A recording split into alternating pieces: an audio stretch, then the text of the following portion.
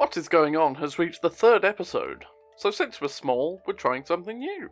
This is where I talk about the strange news of the last 7 days, such as this. The links will probably be in the description, so feel free to check out the original articles. So, here's the first article. The headline: Florida teen faces potentially serious prison time after allegedly rigging homecoming queen vote with mum's help.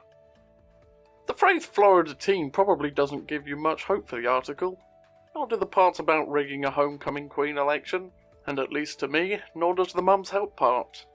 Emily Grover, the teen, and Laura Carroll, the mum, posted 246 votes and accessed 372 school accounts. Apparently she's got a track record of using her mum's account to access school records.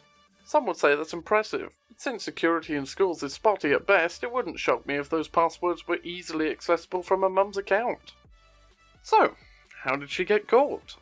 Well, the article talks about her own boasting. Considering she's boasting about something like that, it wouldn't take long for students to put pieces together. Unfortunately for them, it's been found that they can't blame the school for it, since they require passwords to be reset every 45 days. Also, the staff's responsible use of guidelines for technology training was deemed up to date, so good luck to them for defending their actions. We're going a bit more local with this one. Unlike the Americans, the UK's headlines can be pretty to the point. For example with this one: Southampton man jailed for biting police officer. Sometimes Southampton man can be a bit like Florida man. Though not as well known, some people in this city can be a bit unusual, and their reasons for it even more so. So why did David Verano bite a police officer? Apparently it's because the handcuffs were too tight.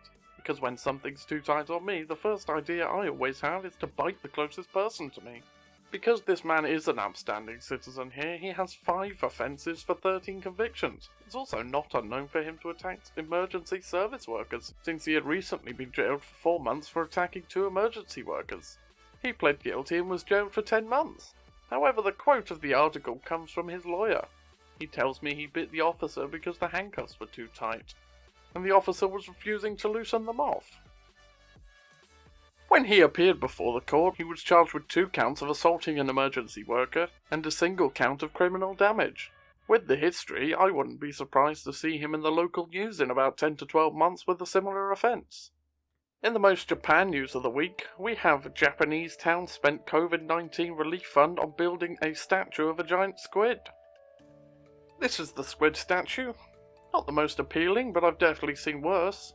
The town of Noto in the Ishikawa prefecture was awarded 800 million yen, $7.3 million, in grants from the central government to boost local economies affected by the pandemic. From that, they spent 25 million yen, $229,000, to cover the building of a statue of a squid. According to a local government official, since squid was a local delicacy, using the money to build the statue was part of a long-term strategy to raise awareness of the town's fishing industry and increase tourism. Since the statue has made it to some reputable news sites, it could be argued that this would be part of the advertising campaign.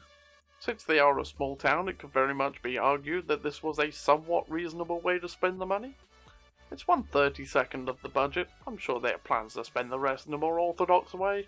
In France-Belgium border news, we have a farmer who moved the border by 2 meters with the headline, "Belgian farmer accidentally moves France border." A Belgian farmer was seemingly annoyed that the stone, there since 1819, was in the path of their tractor, so they decided to move it 2.29 meters away so his tractor could pass. Fortunately, the discovery by a local history enthusiast was received more humorously than the potential other side of an international uproar. The mayor of the Belgian village of Erquelin is quoted as saying to TF1 in France that he made Belgium bigger and France smaller. It's not a good idea.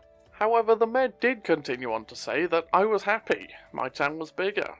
But the mayor of Bousignes-du-Roc did not agree. On the other side, Mayor Aurélie Vellenec told La Voix du Nord we should be able to avoid a new border war. Local authorities will likely contact the farmer to request that he move it. If not, this could end at the Belgian Foreign Ministry, whom could call upon a Franco-Belgian border commission which has been laid dormant since 1930. Remember the film Ted, when a literal teddy bear wanted to be classed as a person? Spain are trying a similar thing with the headline, "Can Spain fix its worst ecological crisis by making a lagoon a legal person?" The Murcia government are describing Los Cerritos as a grave ecological unbalance, and activists call it ecocide, which is a crime against an ecosystem and all species that live within it, and that includes humans. In 2016, at the Mar Menor lagoon, a growth of algae caused by a discharge of nutrients caused the water to turn green and killed 85% of the seagrass. In turn, this caused thousands of fish to be washed ashore as they died due to a lack of oxygen. The effect of this meant the lagoon had a putrid smell, so house prices dropped, tourism numbers fell, and in turn the local economy suffered. Experts are blaming the agricultural industry, who export their vegetables to the rest of Europe as the main polluter. Issues stemming from this are nitrates from the irrigation of crops, poor sewage systems in growing towns since the 1960s, and discharge from mining. It's also argued that the relaxed regulations of the last 2 decades have not helped. To combat this, Teresa Vicente Jimenez is arguing that the lagoon should be classed as a legal person, which would allow a lawsuit to be filed on its behalf for damages to the lagoon. I found out about this with the title "Conman Suspected of Conning Being a Conman." The real headline of the article is the stereotypically clickbait, "Could this famous conman be lying about his story?" A new book suggests he is. The man in question is Frank W. Abagnale Jr., a man who pretended to hold a variety of different jobs, such as a pilot for Pan American Airlines, a lawyer in Baton Rouge, Louisiana, a doctor in Georgia, and a professor at Brigham Young University. Through this, he cashed $2 million worth of bad checks. He claims this happened whilst on the run from the FBI as a teenager. This story eventually became a film, involving actors such as Leonardo DiCaprio and Tom Hanks, under the guise of it being a true story based on this story. Alan Logan's book, The Greatest Hoax on Earth, Catching Truth While We Can, discusses the truest story, as none of the story previously discussed or portrayed in the film seemed verifiable to him. Discussing his flight, Logan states that what really happened was that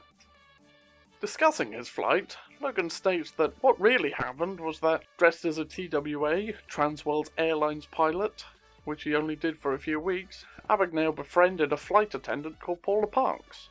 He followed her all over the eastern seaboard, identified her work schedule through deceptive means, and essentially stalked the woman. As for Baton Rouge, Louisiana, the real story appears to be more about conning her parents into letting him stay whilst he was a pilot on furlough. When stayed there, the article discusses how he really stole $1,200 to earn their trust by taking them out to dinner and buying flowers. The article goes into more details than I could cover in such a short amount of time, so be sure to check that out. Most people like pizza, but we'd probably not be happy if it came from a vending machine. Seeing as the manufactured supermarket ones can be pretty inconsistent, there's one in Rome with the headline, "Fresh Pizza Vending Machine Prompts Curiosity and Horror in Rome." As they say, when in Rome, get a pizza from a vending machine. To me, the concept sounds pretty off-putting. For some reason, somebody decided to launch the Mr. Go pizza machine, which can knead, top, and cook a pizza. I can think of a number of ways where that's a bad idea. If you're not put off by the weirdness of the idea, a pizza can cost between €4.50 and €6, though I think it'll be the worst €4.50 to €6 you'll ever spend. When I go out to have pizza, one of the parts of the ordering process is watching the person make the pizza. That's pretty much why Domino's and Pizza Hut takeaway places are so open, and it's the same for Subway. The reviews went about as expected, with acceptable if you're in a hurry being a personal highlight.